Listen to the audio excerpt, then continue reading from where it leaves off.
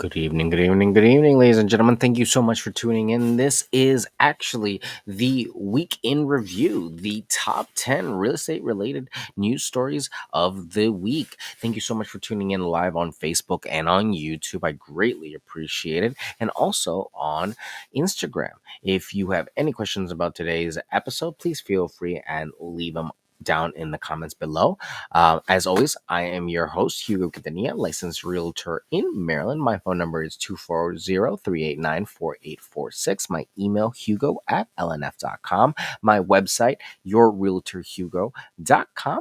And I am here to help you buy, sell, lease, or invest in real estate. So if you have any questions, as always, feel free and leave them anywhere you'd like.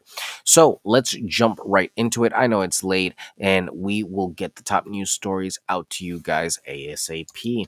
So this week it's not going to be a really busy week because we have a lot of stories coming out from NAR that have to do with a lot of the same things.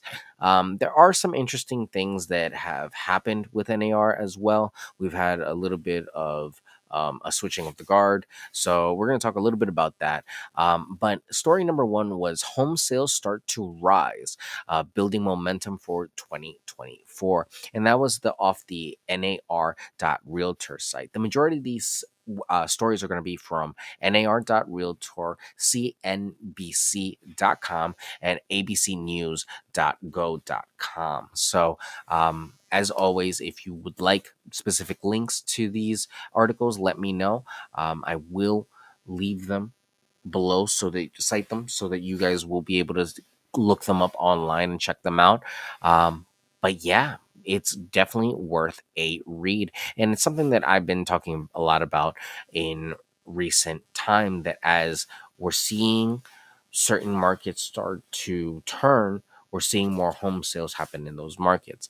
It's not happening everywhere, but we are seeing momentum start to build as we're seeing more properties come on the market, and the properties that are on the market stay on longer. Story number two was lower mortgage rates boost buyer demand.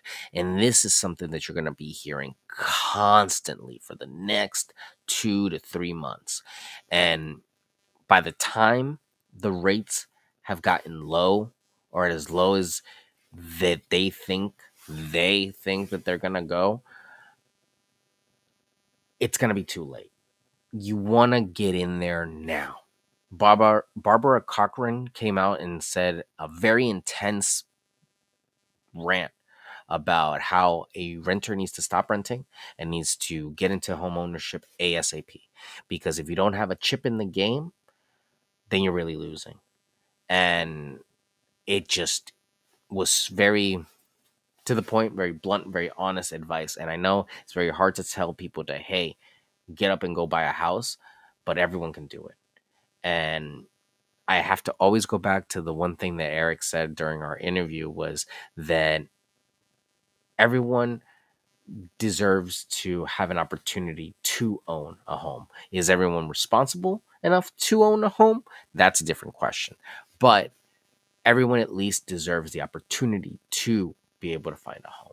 So that is something that we really do strive to provide, for our clients and for our customers. So the lower mortgage rates are going to boost the demand. It's just more people are going to be in the market. And I'm telling you now, it's not the time that you want to be out there buying. When the rates are low, no. You want to get your house whenever you can for the price that you can. When rates are high, prices are low on the homes because less people are out there buying. When rates are low, the prices go up, because there's more competition. Just money is easier to get. Just think about how it was during the pandemic, these bidding wars that were happening. Price interest rates were at 2-3%. Of course, people were going to be bidding like crazy. Now the rates are triple that. So people are offering a third less. It makes sense. Story number three, leverage technology installation experts in the home building process. Um, there's a huge move, especially with the rise of AI and technology, to pursue, technology inside the homes, making homes smarter, more efficient, and more functional and usable for the humans inside them. So, leveraging technology and expert installers to optimize the home is a trend that you're going to continue to see as we're starting to see more adaptation of AI, and especially as I believe that we're probably getting closer and closer to fully having the true automated self-driven house, a home that can self-monitor itself and take care of itself and can update its owner on its upkeep, available for the common man and the public. I think something like that is very close to the precipice. And we've always had systems that do that, that are proprietary, that are very expensive. But now, with a large language model like we're seeing with some of these GPTs, it could be done very quickly and very inexpensively at the owner's or the company's expense, and at a level that's never been heard of before, because the system understands, and it's been trained on so much more than anything proprietary we've seen up to this point. But I digress. I can talk all day long about AI. Story 4: is the home office getting a pink slip? I thought this was a very good article. Um, we're seeing more and more that the work from home hybrid model is gaining reined in. And with that, we are getting more companies asking their employees to come back to the office. Why is that? A lot of it has to do with the fact that people are people, and the majority of people at work do the bare minimum to get the most pay, and at home do the same. Truly, for the person that enjoyed their job, working from home is more efficient and more beneficial. It takes out a whole commute process, a whole getting ready process, a whole, for several people, it takes out, you know, whole chunks of time that they would lose.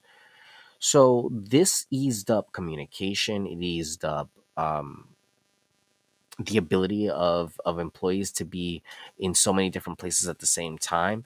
It really, it changed for a lot of people, but at the same time, those slackers and those people that really won't producing any sort of tangible work, their redundancies and their inadequacies started to take form, because now you can directly see everything that everyone's doing and how much they're being productive and what they're bringing in and holding everyone accountable.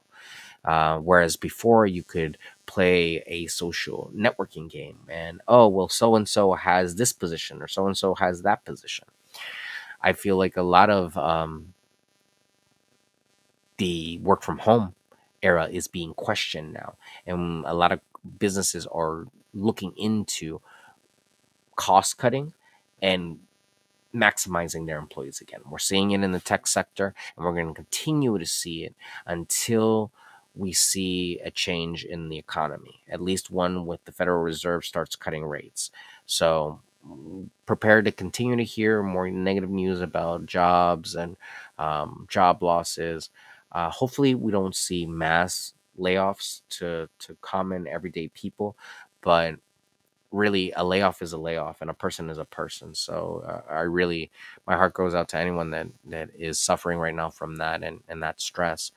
But we are seeing a shift in the job market as people and companies are trying to maximize the spaces that they have in the commercial sector and take advantage of the workforces that they have left since we all went back to a normal life after the pandemic.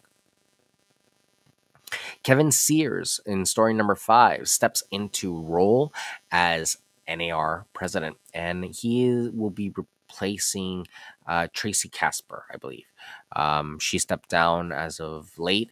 I believe that was announced maybe last week, and Kevin Sears will be stepping in into those duties effective this week. Tracy was quoted in the Washington Post, I believe. making some comments about the trials that we have. So, well, that NAR has in their legal litigations with commissions. Um, so you will still, I believe, continue to see her. But I'm sure Kevin will come in very quickly and have his own comments to share, which are probably right in the same line as the rest of NAR. So number six, NAR challenges Sitzer Burnett verdicts in post trial motions. And this is actually where the quotes for Tracy come in. And yeah, it's definitely worth a read. Check it out if you can. I wouldn't spend too much time on the Sitzer Burnett verdict since there are a lot of things still pending. And really, when it comes to day to day functions of how we're going to operate, I don't foresee anything really changing too much in that regard, to be honest. Commissions are still going to be commissions, and paying someone for doing a good job is just the right thing. So, I don't. Maybe the verbiage of our contracts might change, but it's still yet to know what will happen with that. So, I'm glad to see NAR still in the fight, and yeah, keep it up, guys. CES 2024 has been happening this week, and that is a huge event, the Consumer Expo electronic show, expo show, electronic show. Um, Hidden tech brings common home items to life, and we're seeing a huge influx again of AI going into smart home devices. We're seeing AI enabled robots and assistants come to life. We're seeing refrigerators, microwaves, air fryers, anything under the sun. Really, they could have a screen and a face on it. Is being infused with AI and AI technology and the internet. Now there it is no longer just cool to be a smart device and to be able to connect to the internet. Now, if it doesn't do things for you in very common language, it's outdated. It is almost, I would say, I guess, still Web 2.0 if you want to think of it in crypto terms. Web 2.0, whereas this AI infusion is Web 3.0, where we're going to be seeing this influx of completely, you know, internet based devices, which again brings up its own questions of privacy and security and what these things are being trained on. But it's a huge expo, really cool stuff. CNET does an amazing coverage of it, so please check them out. And yeah, very, very cool stuff for the home sector.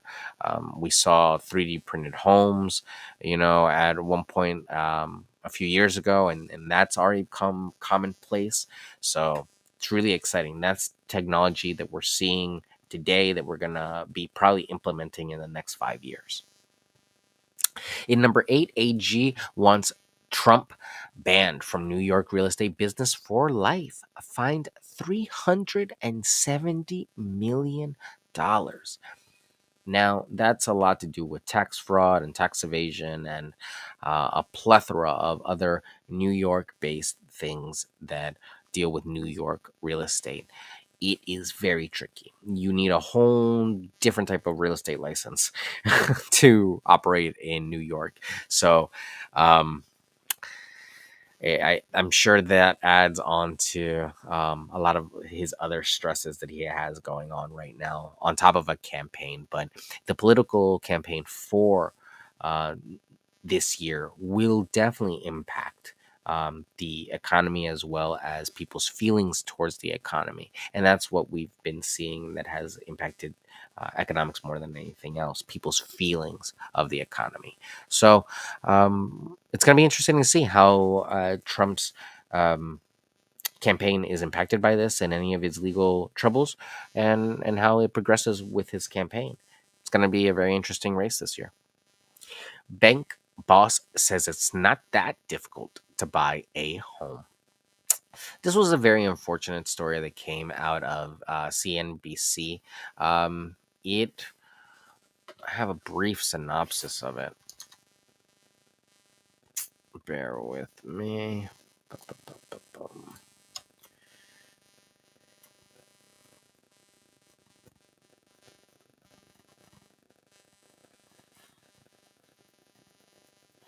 The chair of NatWest, Howard Davies, faced criticism after stating that it's currently not that difficult to get on the property ladder in the UK. He mentioned the need for saving, emphasizing that the current economic landscape is not significantly different from historical periods. The average UK property costs 287,000 pounds, it looks like. So about roughly $366,000. And London homes are priced at 528,000 pounds. Oof, almost double that. Despite acknowledging the challenges, Davies argues that consumers need to save more for their down payment, attributing it to changes in the financial system post the global financial crisis. The comments sparked a backlash of social media with critics describing Davies as out of touch and highlighting the difficulties faced by renters hoping to enter the property market. And the UK property market is crazy. I had an acquaintance that moved to the UK, and oh my, the property prices out there are ridiculous. So, um, yeah, I can see why there's some backlash. Really, anything when it comes to something like that right now is I would say highly insensitive. But truth of the matter is that the only way to really buy a home is to save.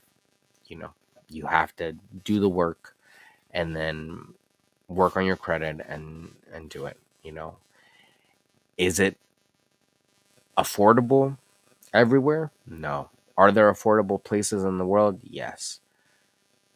That's kind of the biggest issue, though, is that the affordable places that people want to be in um, are usually not affordable for long. And usually the places that people want to be are not affordable. So it's kind of the catch 22 of real estate: location, location, location. The last one, the housing market is about to shift in a bad way for buyers. And this was abcnewsgo.com. This was a story that basically talked about what to know about the housing market in 2024. I'll share this with you guys really briefly, and then I will get out of your hair for the day. So here you go. Here you go. Where is it? Where is it? Where is it? Oh, you know what? I won't let me show you from there. Okay, bear with me 1 second. I need to open it up somewhere else.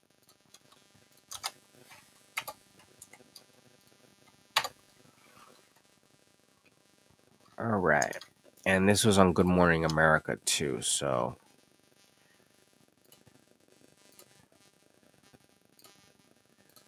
and this was the what to know about the housing market in 2024. I can't play it here because it probably has copyrighted stuff, but I would definitely ask you guys to go check it out. It's a really good, just overall synopsis of a lot of the stuff that I've been telling you guys.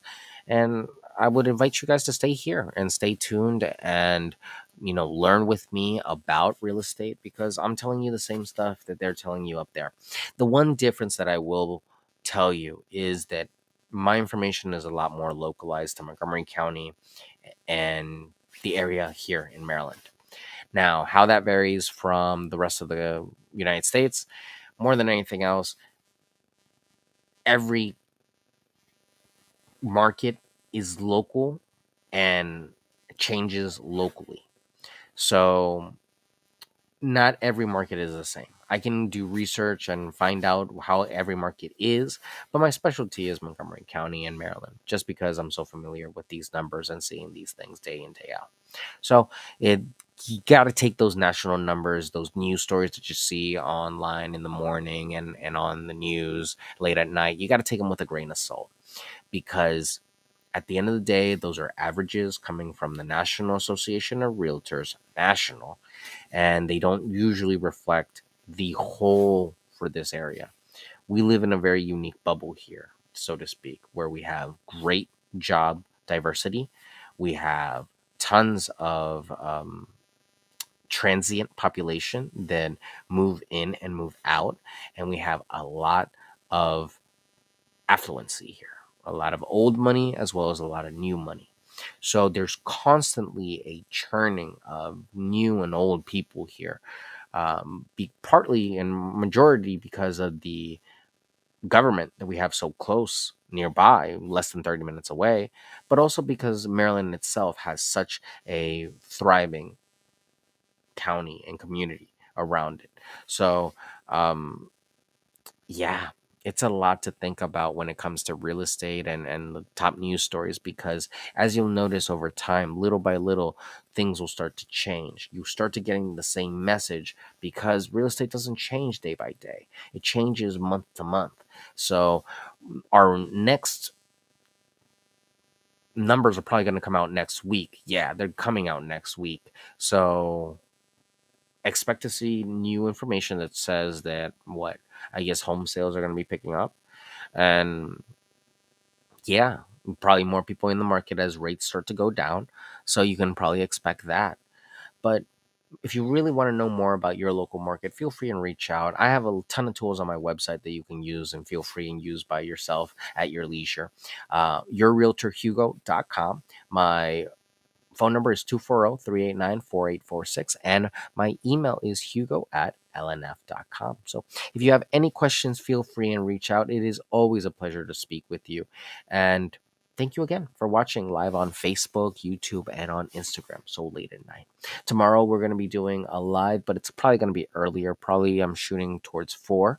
So sorry, yeah, night owls. I'm gonna have to leave you guys alone for a while, but I appreciate all of you for tuning in, and thank you again for sharing my information with your friends and just sending people my way. I really do appreciate it. You are keeping me not only in business, but you are also helping me teach more people about real estate and how it can really benefit not just them, but everyone. Because the more people that know about this and how to do this well and correctly, the more properties we'll have out, and it works for everybody. We'll have a healthier, more robust market in this market if we could have that. So God willing. Take care. If you have any questions, leave them. And I will see you all tomorrow for the 30-day home selling preparation blueprint guide. So I will see you guys again tomorrow, probably around 4. Okay. Take care. Have a great evening. And I will see you tomorrow.